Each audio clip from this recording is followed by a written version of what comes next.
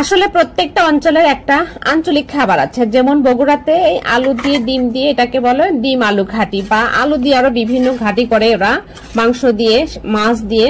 আলু ঘাটি হলো বিখ্যাত খাবার হচ্ছে বগুড়ার। কিন্তু আসলে আমি আলু ঘাটি তৈরি করছি না, এটা বললাম আর কি, কারণ আমি আলু ঘাটি সেভাবে তৈরি করতে পারি না বা করি না।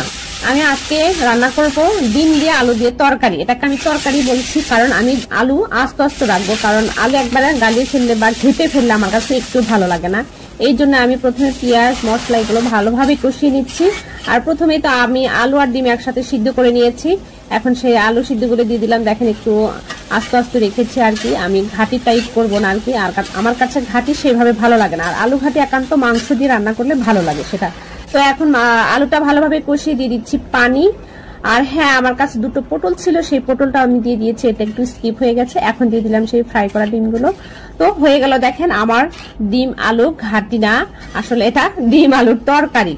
তো আমার কাছে এভাবে খেতে ভালো লাগে, অতি সিম্পল ভাবে তৈরি করে ফেললাম। আর কড়াইটা হলো আয়রন ছিল, এই জন্য একটু কালচে কালার হয়েছে, নো প্রবলেম। দেখেন আমার রান্নাটা হয়ে গিয়েছে, আমার কাছে তো দেখতে ভালোই লেগেছে, জানি না খেতে কেমন লাগবে। খেয়ে দেখবো ইনশাল্লাহ। আজকের মতো এখানে, আল্লাহ হাফেজ।